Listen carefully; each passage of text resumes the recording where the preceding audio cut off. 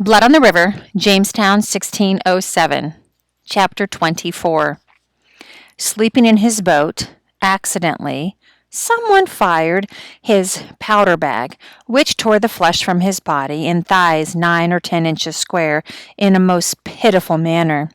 But to quench the tormenting fire frying him in his clothes, he leaped overboard into the deep river, where could recover him. He was near drowned. William Simons, The Proceedings. They say it was an accident, no one's fault. Captain Smith lay down in the boat to take a nap. He was still wearing his powder bag. While he slept, a spark must have lit the powder bag, a spark from someone's pipe or from the slow match of someone's musket. The powder caught fire and exploded. It seared the flesh right off his leg. In agony, Captain Smith leaped overboard to cool the burn. His leg was so badly injured, and he was so weak that he nearly drowned before the men could pull him out.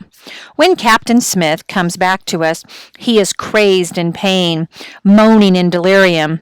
3 men carry him into the fort. The flesh on his thigh is burned black and red, the skin hanging ragged and oozing. He is our fallen leader, and he has fallen all the way down. The doctor gives Captain Smith medicine to ease the terrible pain, and it makes him sleep most of the day. When he is awake, I bring him food and water. When the doctor changes his bandages, I give Captain Smith the handle of a wooden spoon to bite on so that he can endure the pain. I am surprised he has not bitten through the wood yet. It is awful to see him in so much agony. I wash his bandages, rinsing out the blood and ooze, and hang them to dry. One of the soldiers tell me that before he was injured, Captain Smith was able to make peace with Parahunt, the Werowance in a village that has been ransacked by our colonists. But, the soldier confides in me, the peace cannot last. There has been too much killing on both sides, and everyone is too angry.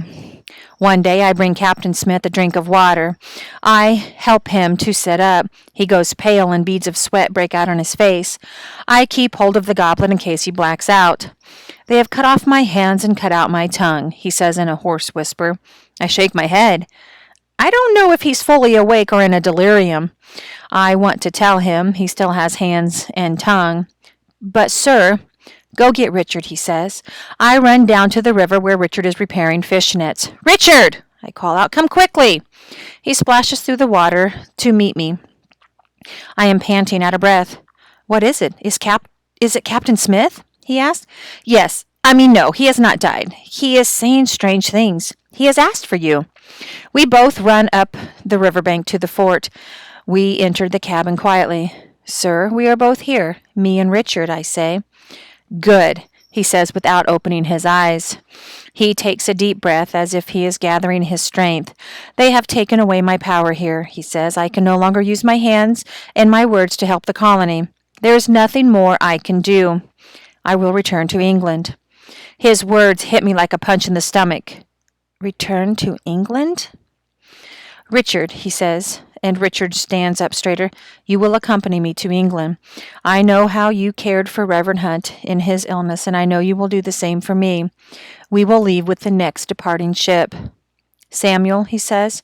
He opens his eyes and turns his head to look at me. You are one of the few original settlers left alive. I chose you for a reason. I know how hard it would be here in the New World, and that only the toughest and strongest would survive. Reverend Hunt told me you were a fighter, full of anger and energy. I knew that you would make a good settler, and you have. You will be fine here without me. You have your skills, building, farming, hunting, and you have your Algonquin language. You will stay because the colony needs you. I release you from your servitude. I am too stunned to speak. I feel as though I have been dropped from a great height and have landed on my feet. But I don't know where I am. But I am your page, I say softly. Who will I be without my master? Captain Smith shakes his head and continues, to make sure no gentleman decides to grab you up as his servant, I have apprenticed you to John Layden. You will become a carpenter in your own right. I am filled with both sadness and wonder. Reverend Hunt was right. I will not always be a servant, but Captain Smith and Richard both leaving me at the same time. It seems as if I have finally learned to be a friend, to open my heart and care. And now they will both be gone when the ship sails. I take a deep, shuddery breath. Yes, sir, I say. It is the only thing I can think of to say. In the weeks before the ships are ready to leave, it is time to bring in the harvest, gather oysters, and bring in hauls of fish and meat and smoke it all so that it will last the winter. But without Captain Smith to lead us, the men shirk their work. The gentlemen seem to have no purpose in life. One purpose in life, to make sure Captain Smith goes back to England as a man accused of many wrongs, rather than a hero who saved our colony from extinction. They spend their time gathered in meetings, making a list of accusations against him. They do not realize that Captain Smith's last act, making peace with the Parahunt, has saved their skins, for now. I feel as though there is a noose closing in around Jamestown, ready to strangle all of us here. Chief Powhatan is angry about the coronation fiasco. The new settlers have attacked Indian villages and made enemies where we used to have friends. We have too many settlers to feed, and yet hardly anyone is working to store food for the winter. And we are about to lose Captain Smith. I can see why Captain Smith wants to take Richard with him. Truly, only the strongest and toughest will survive in the coming. I wonder if I have what it takes. There is one bright spot in all of this. Anne Layden will soon have her baby.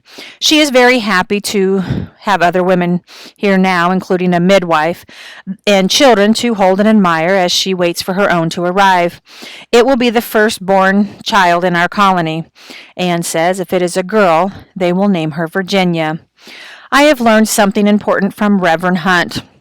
When I lose someone, I should not close my heart to everyone, but should find someone else to fill the empty place.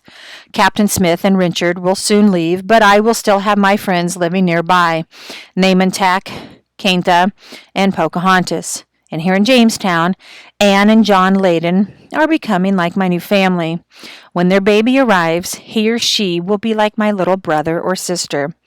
Get the midwife! Now! Quickly! A large woman, barely done tying her apron strings, goes running to the cabin John and Layden share with two other families. The men and children are ushered out, and we begin the long wait. John Layden paces, his face a mask of worry. She'll be all right, I tell him. But I know that birthing kills so many women and babies that John has reason to worry. The hours tick by. I go off to chop some wood, then come back and wait with John. We hear screams from the cabin, Anne crying out in the pain of childbirth. Finally, we hear the lusty wail of a newborn baby. John runs to the door of his cabin and pounds on it. Let me in, he demands. You wait, the midwife calls back to him, and then you can see your baby girl. John laughs and cries at the same time. It's a girl? He exclaims. The baby is alive and it's a girl? Then his face darkens and he pounds on the door again. And what about my wife? He shouts. Is she well? Yes, yes. She was brave and she is well, the midwife announces. John groans with relief. They're both alive, he says, almost incredulous. My wife and my baby girl. A few weeks later, I am one of the first people Anne allows to hold baby Virginia. She is so tiny, so delicate. Her eyes move, looking at the ceiling above me, and she smiles sweetly as if she is seeing angels. Anne says she's just making faces because she has gas. I offer Virginia my finger. She grasps it and holds it tight. As I look at her, I feel sad. I feel the coming doom. How will she survive the hard times that will be upon us, soon be upon us? Virginia blows bubbles and grasps my finger even tighter. You must hold on this tightly to life, I whisper to her.